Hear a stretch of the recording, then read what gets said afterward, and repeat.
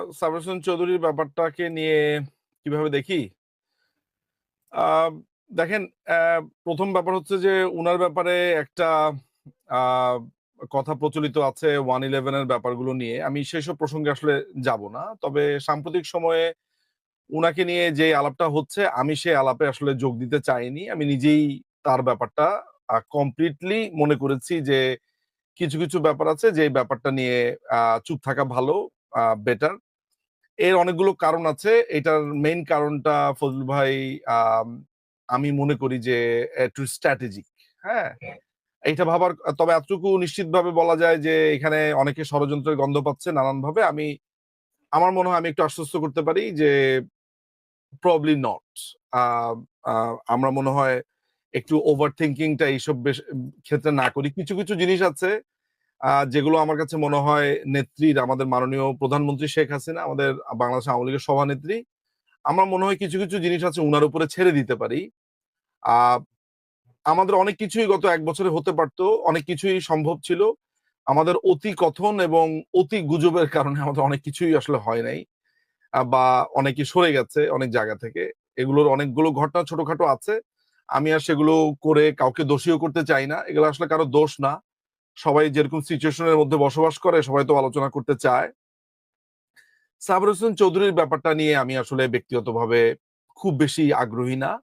কারণ এই ব্যাপারে যারা সবচাইতে বেস্ট সিদ্ধান্ত নেবেন, যারা এই ব্যাপারগুলোতে ওয়াকিবহাল, তারা অলরেডি কানেক্টেড। সো আমি এইসব ক্ষেত্রে নিজেকে খুবই আদার ব্যাপারই মনে করি। আমি মনে করি যে এই ব্যাপারে তো আমার কনসার্ন হওয়ার কোনো প্রয়োজন নেই। এইটা আমি মনে করি বারী ভাই, আসলে টু বি অনেস্ট। সাবের হোসেন চৌধুরীকে জামিন দেওয়া হয়েছিল কেন জানেন? ধরেন আমার আমার যেই জানাটা আছে উনার জামিন দেওয়ার ব্যাপারে বা যেটার ব্যাপারে, আমি একজন আইনজীবী হিসেবে সেটাকে আইনি প্রক্রিয়ার মধ্যে বলবো আমি। আমি কোন ধরনের এই কথার উত্তর দিতে গেলে আমি জানি যে এখানে অনেক ধরনের ষড়যন্ত্র তত্ত্ব হাজির করতে হবে। এই মুহূর্তে আমি সেই তত্ত্বগুলো নিয়ে আলোচনা করতেই চাই না। একেবারেই কোনো ষড়যন্ত্র না। সাবের হোসেন চৌধুরীর জামিনের বিষয়টা হচ্ছে, সাবের হোসেন চৌধুরী এখন পর্যন্ত ইন্টারন্যাশনাল পার্লামেন্ট এমপিদের যে সংগঠন, সারা পৃথিবীর এমপিদের সংগঠন, ওই সংগঠনের কিন্তু সভাপতি সাবের হোসেন চৌধুরী। তাকে এইভাবে আটক করার ব্যাপারে বাংলাদেশের আটক তো একটা হয়ে গেছে, সবাইকে আটক করা, হত্যা মামলা দেয়া। ইউরোপীয় ইউনিয়ন না, ইউরোপীয় ইউনিয়নের আমরা যখন এই কথাটা বলছি বাড়ি ভাই যে উনি পার্লামেন্টারি মেম্বারদের একটা সংগঠন বা সেখানকার একটা জায়গার একটা পদে আছে, তাহলে কিন্তু আমরা ইমপ্লাইডলি অনেকগুলো কথা বলছি। ইমপ্লাইডলি কথাগুলো এই কারণে বলছি যে আহ, অন্যরা ওই পদটা নাই বলে অন্যরা জামিন পাবে না। তার মানে হচ্ছে যে এই অবৈধ ইউনুস, এই যেই দুঃশাসনের নায়ক, যেই অবৈধ ক্ষমতা দখলকারী টোকাই জঙ্গি মৌলবাদী, এই লোকটার ব্যাপারে বা এই প্রশাসনের ব্যাপারে আসলে আমি ওই ধরনের গভীর বিশ্লেষণে যেতেও চাই না। সাবির হোসেন চৌধুরী ছাড়াও আমাদের অনেকেই জামিন পেয়েছেন। তিনি শুধু একা না, অনেকেই জামিন পেয়েছেন। দেখেন, ভেতরে ঘটে যাওয়া অনেক ধরনের ঘটনা আছে, অনেক ধরনের হিসাব আছে, অনেক কিছু আছে। এতটুকু শুধু আমি বলতে পারি যে মার্কিনীরা একটা ধান্দার মধ্যে আছে, বা আমেরিকান বা ওয়েস্টার্ন, এই বাংলাদেশ রাষ্ট্র চালায় কে? বাংলাদেশ রাষ্ট্র চালায় কি ইউনুস? বাংলাদেশ রাষ্ট্র কি মানে আদতে আপনি ওদেরকে দেখছেন, কিন্তু রাষ্ট্রটা তো চালাচ্ছে হচ্ছে আমেরিকা। একটা আমেরিকান হাই কমিশন, শাহজাহানপুরের তাদের এই হাই কমিশন দিয়ে পুরো বাংলাদেশ চালাচ্ছে। এই এটা যে কত বড় একটা লজ্জার ব্যাপার আমাদের জন্য, আমরা ওই লজ্জাটা কোনোদিন ধরতেও পারছি না। আমরা এটাকে একটা একদল বলছে যে এটা একটা বিপ্লব করে ফেলেছে। কি হয়েছে না হয়েছে মোটামুটি সেগুলো জানি। সুতরাং বাংলাদেশ রাষ্ট্রটা তো আসলে চালাচ্ছে আমেরিকান হাই কমিশন। সুতরাং আমি আসলে খুব বেশি পুলকিত না। তারা যেটা চাচ্ছে, তাদের যেই চাওয়া, সেই চাওয়া আমরা শুনি, বুঝি, চুপচাপ থাকি। কারণ আমরা নিজেদের মতো করে প্রস্তুতি নিচ্ছি। আর এখন সময় হচ্ছে অনেকের কথা শোনা, অনেকের প্রেসক্রিপশন চুপচাপ ঠান্ডা মাথায় শুনে যাওয়া, অনেকের বুদ্ধি শোনা। আ এই সময় অনেক কিছুতেই আমরা নীরব আছি। ফলে জনাব সাবের হোসেন চৌধুরী উনাকে কেন ছেড়েছেন, সেগুলোর অনেক হিসাব-নিসাব থাকলেও আমি প্রকাশ্যে সেসব নিয়ে কথাবার্তা বলতে চাই না। আমি শুধু একটা কথা বলতে চাই যে বাংলাদেশে মার্কিন সাম্রাজ্য বা এই ক্যাপিটালিস্টদের বা বুর্জোয়াদের একটা প্রাসাদ যারা গড়ে তুলতে চান, যারা বাংলাদেশের মাটি ব্যবহার করে চায়না এবং ভারতকে আক্রমণ করতে চান কিংবা মায়ানমারকে আক্রমণ করতে চান, যেই রাষ্ট্র যেই রাষ্ট্রের কর্তা ব্যক্তিরা বাংলাদেশে একটা অন্যায্য চুক্তি করে দেশকে কমপ্লিটলি আমেরিকার কাছে বিক্রি করে দেওয়া হয়েছে, কমপ্লিটলি একটা অন্যায্য আচরণ করে এই দেশের মানুষের ভবিষ্যৎ নিয়ে ছিনিমিনি খেলা হচ্ছে। আমি সেই রাষ্ট্র সম্পর্কে যে খুব বেশি আগ্রহী তা না। বাংলাদেশের মানুষ একটি গণবিপ্লব এবং গণপ্রতিরোধের মাধ্যমে এই মার্কিন সাম্রাজ্য বা এই মার্কিন যেই যে তাদের যেই এখানে নিউ কলোনি, সেই কলোনিকে ভাঙবে বলে আমি বিশ্বাস করি। সাবির হোসেন চৌধুরীকে সাথে বৈঠক নিশ্চয়ই নতুন একটা উইন্ডো আমাদের রাজনীতিতে খুলেছে। এমন সময় খুলেছে যখন প্রফেসর ইউনূসের চাকরিদাতাদের সাথে তার সম্পর্ক ভেঙে গেছে মনে হচ্ছে, এবং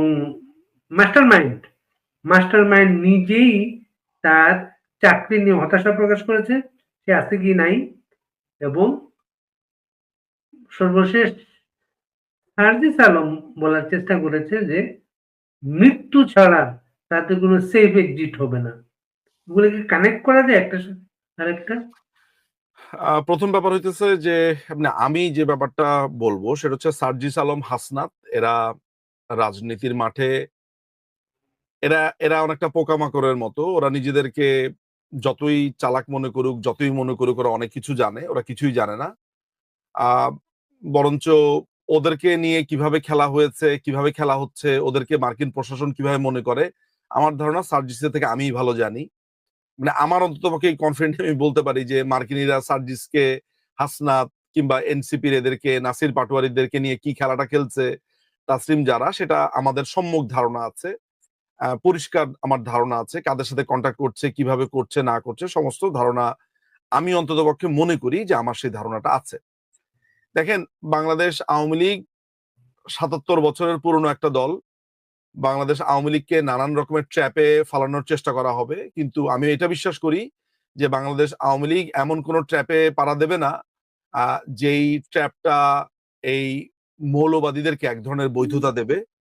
ফলে আমি আমি নিশ্চিত যে এই পুরো ব্যাপারটা সম্পর্কে বাংলাদেশ আওয়ামী লীগের যেই যারা সিদ্ধান্ত মেকিং এর জায়গাতে আছেন, সবচেয়ে বড় ব্যাপার সভানেত্রী জীবিত, মাননীয় প্রধানমন্ত্রী এবং বাংলাদেশ আওয়ামী লীগের সভানেত্রী তিনি জীবিত আছেন, তিনি ওয়াকিবহাল আছেন এন্ড এভরিথিং। ফলে আমি শুরুতেই আপনার আলোচনা শুরুতেই বলেছি যে এই বিষয়টা নিয়ে আমি খুব বেশি আলোচনা করতেও চাই না, বরঞ্চ আমি এইটাকে ঠান্ডা মাথাতে পর্যবেক্ষণ করতে চাই। কিছু জানার থাকলে ইন্টারনাল পদ্ধতি আমাদের আছে জানার কি হচ্ছে না হচ্ছে। তবে যেসব পরিকল্পনা বা যেসব পরিকল্পনারা এই মার্কিন সাম্রাজ্যবাদীরা করার চেষ্টা করছে, তাদের পরিকল্পনার কথা এর আগে আমি ফেসবুকে লিখেছি। তাদের পুরো পুরো স্ট্রেট ফরওয়ার্ড তাদের যে ইচ্ছাটা, সেটা হচ্ছে যে তারা বাংলাদেশে একটি নতুন রাজনৈতিক বলয় তৈরি করবে এবং সেটা মার্কিন সুবিধা মতো।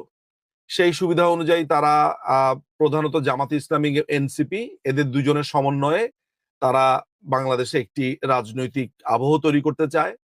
তারা তারেক রহমানের ব্যাপারে তাদের একটা সিদ্ধান্ত ইনিশিয়ালি হয়েছে যে তারেক রহমানকে তারা বাংলাদেশে রাজনীতিতে দেখতে চায় না, এবং সেই তারেক রহমান ছাড়া বিএনপিকে তারা দেখতে চায়। এই ধরনের একটা কথাবার্তা স্পষ্ট আমাদের কাছে সেই তথ্য আছে, আমাদের কাছে একেবারে স্ট্রং তথ্য আছে। আমি জানি না যে গত ২ মাসে সেই অবস্থানের পরিবর্তন হয়েছে কিনা। এখানে নানান ধরনের হিসাব নিকাশের ব্যাপার আছে। এক ধরনের তারেক রহমান আমার প্রতিপক্ষ হতে পারে, বিএনপি আমার প্রতিপক্ষ হতে পারে, কিন্তু তারেক রহমানকে আমি বাংলাদেশ আওয়ামী লীগের একজন কর্মী বা সমর্থক হিসেবে যদি বলি যে তারেক রহমানকে আমি দেখতে চাই না, তারেক রহমান রাজনীতি করতে পারবে না, আমি প্রতিপক্ষ হিসেবে বলা এক কথা, কিন্তু যখন বাইরের কোনো একটা রাষ্ট্র এসে এগুলা বলবে তখন আমার দীর্ঘ আপত্তি আছে। এই কারণে আপত্তি আছে যে বাইরের কোনো রাষ্ট্র আমাদের দেশের কোনো রাজনীতিবিদ বা আমাদের দেশের কোনো রাজনৈতিক দলের ব্যাপারে সিদ্ধান্ত নেবে, এইটা যদি আমি আজকে মেনে নেই, তাহলে পরশুদিন আমাকে এসে যখন তারা মাইনাস করার চেষ্টা করবে তখন সেটাও অন্য দল মেনে নেবে। ফলে আমার ব্যক্তিগত কথা হচ্ছে যে বাংলাদেশের রাজনৈতিক সিদ্ধান্ত বাংলাদেশের রাজনীতিবিদরা নেবেন, বাংলাদেশের রাজনৈতিক দলগুলো নেবেন, বাংলাদেশের মানুষ সিদ্ধান্ত নেবেন। কোন পশ্চিমা দেশ এসে বাংলাদেশের ব্যাপারে সিদ্ধান্ত নেবে, অন্য দেশের ব্যাপারে আক্রমণ করার জন্য বাংলাদেশকে তারা কাতার বানাবে, দোহা বানাবে, বাংলাদেশকে তারা দুবাই বা সৌদি আরবের মতো মার্কিন মিলিটারি বা ভেনেজুয়েলাতে যেরকম করতে চেয়েছে সেরকম করতে চিলিতে যারা যা করেছে তা করতে চাবে, কিউবাতে যা করতে চেয়েছে তা করতে চাবে, সেটা হতে পারে না। ৩০ লক্ষ প্রাণের বিনিময় এবং অসংখ্য ২ লক্ষ বা তারও বেশি নারীর সম্ভ্রম, হত্যা, মৃত্যুপুরী বা এক ভয়ঙ্কর ঘটনার মধ্যে দিয়ে বাংলাদেশ মুক্তিযুদ্ধ স্বাধীন হয়েছে। এই দেশকে মার্কিন সাম্রাজ্যবাদীরা যেই অবস্থার মধ্য দিয়ে এই মুহূর্তে নিয়ে যেতে চায় বাড়ি ভাই, আনফরচুনেটলি আমি যে আপনাকে খুব বেশি ডিটেল বলবো তেমনও নয়। আসলে অনেক কিছু মুখ বুঝে সহ্য করতে হয়। একটা কথাই আমি আপনাকে স্পষ্ট বলতে চাই যে বাংলাদেশে এই মার্কিন বুর্জোয়াদের, মার্কিন ক্যাপিটালিস্টদের এবং এই যুদ্ধবাজদের স্থান করে দেওয়াটা বাঙালি, আমি মনে করি যে এটা যদি তারা এই রাস্তাটা করে দেয় এই ভুল পথে পা দিয়ে, তাহলে আমি মনে করি যে সামনের দিনে তারা ভয়ানক রকমের পস্তাবে। বাংলাদেশ আওয়ামী লীগ, আমাদের মাননীয় প্রধানমন্ত্রী শেখ হাসিনা, বাংলাদেশ আওয়ামী লীগের সভানেত্রী, তিনি দীর্ঘ সময় ধরে বলে এসেছেন যে মার্কিন সাম্রাজ্যবাদীরা এই দেশে কি করতে চেয়েছে, কিভাবে তার কাছে সেন্ট মার্টিন চেয়েছে, কিভাবে চিটাগং, কিভাবে পার্বত্য চট্টগ্রামের অঞ্চলগুলো দখল করতে চেয়েছে এবং কিভাবে তিনি তা ঠেকিয়ে রেখেছেন, এসব মানুষের কাছে স্পষ্ট হয়ে গেছে। আপনি সার্জিস আলম যে বক্তব্য দিয়েছে, আমি আপনাকে খুবই দায়িত্ব নিয়ে একটা কথা বলি বাড়ি ভাই, সার্জিস আলম এবং হাসনাত কি বলে কমপ্লিটলি ইগনোর করেন। এরা কমপ্লিটলি রাজনীতির মাঠে বাচ্চা পোলাপান। আমি তো বললাম যে কিছুক্ষণ আগে মার্কিন এমবেসিতে যা হয়েছে, আমি যা জানি ওরা এটা জানেও না। ওদেরকে নিয়ে যতই মিটিং করুক না করুক, পরিকল্পনা সম্পর্কে আমাদের সম্যক ধারণা আছে যে মার্কিনীরা কি করতে চায় এখানে। Simple as that. আপনি যদি বার্মা অ্যাক্ট পড়েন, আপনি যদি কোয়াডের অবজেক্টিভ গুলো দেখেন, আপনার কাছে পরিষ্কার হয়ে যাবে তারা এই অঞ্চলে এমন একটা মিত্র শক্তি চায়, এমন একটা মিত্র গভর্নমেন্ট চায়, যেই গভর্নমেন্ট বাবুরাম সাপুরে ওই কবিতাটার মতো বা ছড়াটার মতো, করে না কো ফোসফাস মারে না কো ঢোস ঢাস, এই করে না কো ফোসফাস মারে না কো ঢোস ঢাস একটা মিত্র গভর্নমেন্ট চায়। Simple as that. এই এই অঞ্চলে মার্কিনীদের ঘাঁটি এবং মার্কিনীদের যে হেজিমনি বা আধিপত্য তৈরি করবার সবচাইতে ভয়ানক লেভেলের বাধা বলবো বাঙালিদের জন্য সবচাইতে মমতাময় একটা দেয়াল হয়ে উঠেছিলেন মাননীয় প্রধানমন্ত্রী শেখ হাসিনা। তাকে নানান ধরনের মেটিকুলাস ডিজাইন এবং প্ল্যানের মাধ্যমে তাকে নানান রকমের তকমা দিয়ে আজকে যেই অপদস্থ করবার চেষ্টা করা হয়েছে, বাঙালি একদিন সেটা টের পাবে এবং বাঙালি তখন ওই মাতম করবে, হায় হায় হাসিনা, হায় হাসিনা করবে, কিন্তু তখন আর সময় থাকবে না। ফলে আজকে আমাকে অনেক কিছু বলবে, অনেকেই গালিগালাজ করবে, এই করবে সেই করবে, কিন্তু মাথায় রাখতে হবে যে এই দেশে আমি জন্ম নিয়েছি, এই দেশের প্রতি আমার দায় আছে।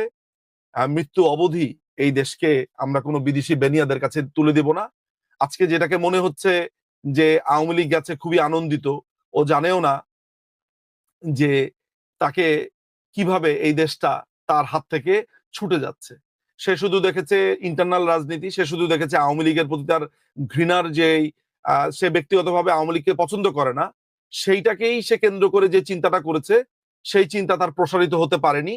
এটাও মেটিকুলাস ডিজাইনের অংশ বলে আমি মনে করি। ফলে আমাদের এই অঞ্চলে এই জায়গাতে আজকে আপনি সাবর হোসেন চৌধুরীর সাথে যেই মিটিংটা দেখছেন, আজকে আপনি আপনাকে সাবর হোসেন চৌধুরীর মিটিংটার কেন প্রয়োজন হলো, কি কারণে প্রয়োজন হলো, কেন গেল, সো এগুলো নিয়ে আমি নিজেই ফেসবুকে লিখেছি যে এগুলো নিয়ে আমি বিশ্লেষণ করতে চাই না।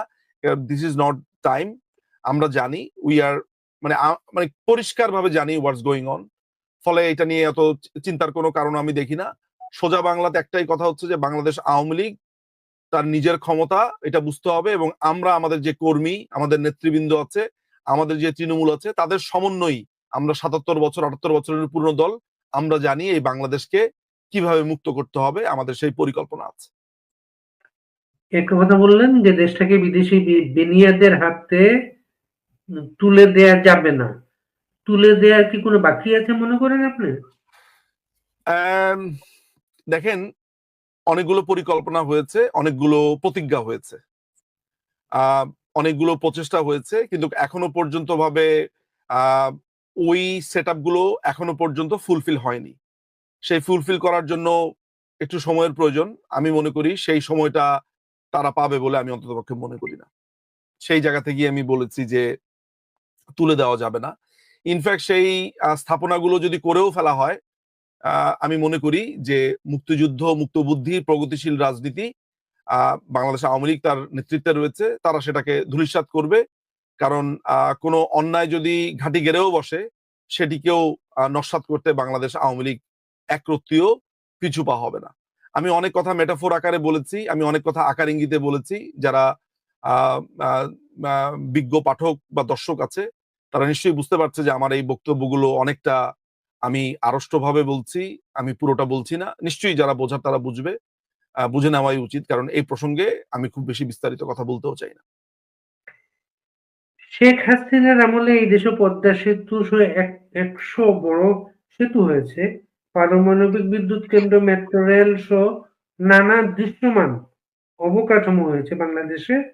আর এখন বাংলাদেশ 27,000 কোটি টাকায় 20টা যুদ্ধ বিমান কিনছে মার্কিন যুক্তরাষ্ট্র থেকে। বেনিয়াদের ফর্মুলা ছাড়া কি এটা সম্ভব? না, সম্ভব না। এখানে তো অনেক ধরনের মেরুকরণ আছে, অনেক রকমের হিসাব নিকাশ আছে। আপনি জানবেন যে তার্কি এখানে সামরিক অস্ত্র বিক্রি করতে চাইছে এই দেশে। তারপরে হচ্ছে পাকিস্তানিরা একটা শর্ট গানের তাদের একটা ডিল ছিল আজকে থেকে বছর দেড়েক বা দুয়েক আগে, যেটা রিজেক্ট হয়েছিল। 5ই অগস্টের পর সেই শর্ট গানের পুলিশের সেই শর্ট গানের টেন্ডার নিয়ে তারা হাজির হয়েছে, সম্ভবত তারা সেটা করেও ফেলেছে। আমরা তো অনেক কিছুই জানতে পারি না। পাকিস্তান থেকে বেশ কিছু অস্ত্রের আপনার অনেক টেন্ডার দেওয়া হয়েছিল, সে সময় রিজেক্টেড হয়েছিল। সেগুলো এখন বাংলাদেশের পুলিশ পুলিশ বলেন, বিভিন্ন সংস্থায় বলেন, সেগুলো আমি নিশ্চিত যে সেগুলো হয়তো বা প্রসেসড হয়েও গেছে। ফলে আহ, আপনি এই 5ই আগস্টকে কেন্দ্র করে, এই 5ই আগস্ট আসলে ছিল অনেকের আম, কি বলবো আপনাকে, যে এইটাকে একটা নিউ কলোনি বানানোর জন্য যেই প্রস্তুতিগুলো ছিল 5ই আগস্টের আগ পর্যন্ত তৎকালীন সরকার, এগুলো ছিল বাধার মতো, পাহাড়ের মতো দাঁড়িয়ে। তাদের কারণে অনেক কিছু করা সম্ভব হচ্ছিল না। আমি আপনাকে কয়েকটা উদাহরণ দিয়ে বুঝাই। যেমন পিটার ডি হাস আমেরিকার আহ, হাই আপনার অ্যাম্বাসেডর ছিলেন। এবং তিনি, আপনি জানেন যে অ্যাম্বাসেডরের চাকরির পরপরও সে আপনার এক্সিলারেট এনার্জির সেখানে একজন উপদেষ্টা হিসেবে চাকরি গ্রহণ করেছেন। আমি আরেকজন ব্যক্তির নাম বলবো, অনেকেই সে ব্যক্তির নাম শোনেনি। আমি, দর্শক যারা আছে তারা নিশ্চয়ই গুগল করে তার ঠিকানা ঠিকানা বলতে তার সমস্ত কিছু বের করে ফেলতে পারবে। তার নাম হচ্ছে ম্যাথিউ বে। ম্যাথিউ বানানটা অনেকে জানবে, BEAH মনে হয় তার লাস্ট নেম, ম্যাথিউ বে, এটা দিলেই বের করতে পারবে। American high commission. পাঠকদেরকে বলবো যে তার ব্যাপারে একটু গুগল করার জন্য, তার ব্যাপারে খোঁজ নেওয়ার জন্য। এরকম অনেক নাম না জানা ব্যক্তিরা আছে যারা এইসব জায়গাতে ভূমিকা রেখেছে। তারপর আরো কয়েকজনের নাম আমি আসলে বলতে পারি, কিন্তু আমি একজনের নাম দিয়েই বললাম। সুতরাং অনেক প্লেয়ার এখানে আছে, অনেক খেলোয়াড় এখানে আছে। আমেরিকান যেই পররাষ্ট্র নীতি যেটা আছে, সেটা সরকার পরিবর্তন হলেই যে তাদের যে একটা ব্রিগার পট পরিবর্তন হয় সেটাও না। তারা মূলত ফরেন যে পলিসিটা, সেটা তাদের অনেকটা ইরেসপেক্টিভ অফ তাদের পলিটিক্যাল পার্টিজ এর চেঞ্জিং অর নট চেঞ্জিং, এটা ডাজেন্ট ম্যাটার। ম্যাটারটা হচ্ছে যে তাদের পরিকল্পনাটা এটা আসলে রাষ্ট্রীয়ভাবে আসলে এমন ভাবে নেওয়া থাকে যে পট পরিবর্তন হলো সেটা আসলে খুবই কম পরিবর্তন হয়। ফলে এই অঞ্চলে তারা মায়ানমারকে দুই ভাগ করবার মধ্য দিয়ে, কিংবা পার্বত্য চট্টগ্রামে নতুন রাষ্ট্র কিংবা এখানে একটা বেস করবার মধ্য দিয়ে তারা চায়না এবং ইন্ডিয়ার দিকে যেই অস্ত্র তাক করেছে বা করতে চায়, বাংলাদেশ যেন কোনোভাবেই সেটির একটি বলবো প্র্যাকটিসিং গ্রাউন্ড না হয়। অনেকেই মনে করে আমরা বাঙালিরা খুবই সেলফ প্যাম্পার্ড, আমরা মনে করি আমেরিকা মনে হয় সারাদিন আমাদেরকে নিয়ে ভাবে, ওরা মনে হয় আমাদের ভয়ে, মানে আমাদের চিন্তায় থরহরি কম্প। আসলে ব্যাপারটা ওরকম কিছুই না। আমেরিকা আমাদেরকে 2 পয়সারও পাত্তা দেয় বলে মনে হয় না, কিন্তু তারা আমাদের ল্যান্ডটা ব্যবহার করতে চায়। এবং যারা তাদেরকে নিয়ে, তারা যাদেরকে নিয়ে চিন্তিত সেটা হচ্ছে চায়না এবং ভারত। তো নানানভাবে কন্ট্রোল করবার মাধ্যমটাই বাংলাদেশ। কিন্তু তারা যার কারণে অসম্ভব রকমের এখানে বাধাগ্রস্ত ছিল, তিনি আমাদের মাননীয় প্রধানমন্ত্রী শেখ হাসিনা। এটার মানে এই না যে তিনি আমেরিকার শত্রু ছিলেন। তিনি কোনো রাষ্ট্রের সাথে শত্রুতার সম্পর্ক এগুলো রাখেন উনি। তিনি যেটা করেছেন, তিনি সিম্পলি জোট নিরপেক্ষ রাষ্ট্র আমরা, বাংলাদেশকে তিনি ব্যাটল ফিল্ড হতে দিবেন না, বাংলাদেশকে একটি শান্তির রাষ্ট্র তিনি করতে চান। এবং তিনি বাংলাদেশকে অবকাঠামোগত উন্নয়নের মধ্য দিয়ে এখানে প্রচুর অপরচুনিটি বৃদ্ধি করতে চেয়েছেন। একটা পদ্মা সেতু করলে কি শুধু আমি আর আপনি গাড়ি নিয়ে পার হবো এইটাই? কিন্তু আমরা এটা কেন দেখি না যে একটা পদ্মা সেতু মানে হচ্ছে কমিউনিকেশন এবং পণ্য বহনের একটা দিগন্ত। যে পণ্যটা আপনাকে ফেরি দিয়ে পার করতে আপনাকে 500 টাকা যেত, একটা ব্রিজ হওয়ার কারণে সেটার জন্য আপনার 2 টাকা। তাহলে আপনার 498 টাকা বেঁচে গেল। এটার প্রভাব তো জাতীয় জীবনে পড়বে। ফলে অবকাঠামোগত উন্নয়নের জন্য আমাদেরকে অনেকের কাছে হাত বাড়াতে হয়েছে। মার্কিনীরা বরাবর সেই যাদের দিকে আমরা হাত বাড়িয়েছি তাদের প্রতি বিরূপ প্রচারণা চালিয়েছে।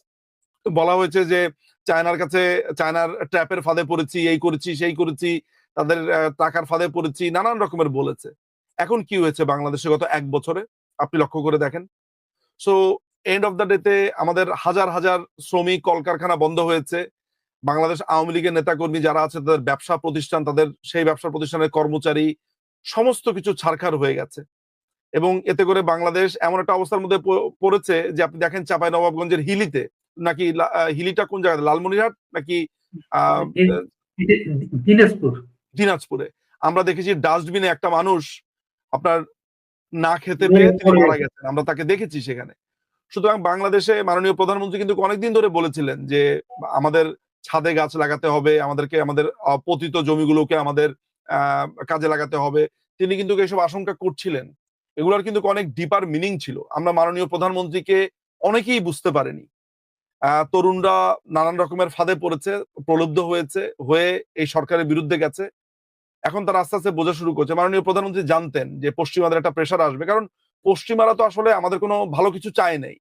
তারা বন্ধুত্বের কথা বলে বারবার এখানে কলোনি করতে চেয়েছে। বাংলাদেশকে তারা মনে করেছে জিওপলিটিক্যালি এবং এখানে একটা একটা খুবই উপাদেয় একটা জায়গা, যেই জায়গা থেকে বন্দুক তাক করলে আপনার শত্রু ঘায়েল করতে পারবে। ফলে যেই কেয়ারটেকাররা এখন ক্ষমতায় এসেছে, যেই দারোয়ানগুলোকে তারা নিয়ে এসেছে, এই দারোয়ানগুলো কোনো ফোসফাস করছে না। তাদেরকে নানান ধরনের প্রলুব্ধ দেখানো হচ্ছে যে এদেরকে দিয়ে সরকার গঠন করবে। আমেরিকা একটা তাদের একটা মিত্র শক্তি ক্ষমতায় থাকলে আগামী 5 বছর পরে কাজ যখন শেষ হয়ে যাবে তখন এদেরকে ছুঁড়ে ফেলে দিবে। এই ধরনের ব্যাপার-স্যাপার এখানে আছে, তাই না? সুতরাং এগুলো অত্যন্ত জরুরি বিষয়। আমরা এগুলা বারবার বলছি। যখন জুলাই মাসে আমরা যখন বারবার বলছিলাম যে এগুলো জামাত শিবিরের আক্রমণ, জামাত শিবিরের আক্রমণ, তখন আমাদেরকে নানানভাবে বলেছে যে না এগুলো তো আমরা গড়পড়তা সবসময় বলি। হ্যাঁ, এগুলা বলে এটাকে অনেকে ওভারলুক করেছে। এখনো আমরা বারবার বলে যাচ্ছি যে মানুষ বুঝতে পারছে না যে পশ্চিমা সাম্রাজ্যবাদীরা এই সাম্রাজ্যবাদী শব্দটা বললেই অনেকে মনে করে আমার মনে হয় ব্যাকগ্রাউন্ড কমিউনিজম, আমি মনে হয় কমিউনিস্ট পার্টি করতাম বা আমি মনে হয় খুবই বাম ঘেঁষা লোক। কিন্তু এটা ভুলে গেলে চলবে না যে বাংলাদেশ আওয়ামী লীগ বরাবরই সমাজতন্ত্রে বিশ্বাসী, মানুষের অধিকারে বিশ্বাসী এবং পশ্চিমা আধিপত্যের বিরুদ্ধে বরাবরই বাংলাদেশ আওয়ামী লীগ কথা বলে এসেছে। আমিও একজন সমর্থক হিসেবে তার ব্যতিক্রম নেই।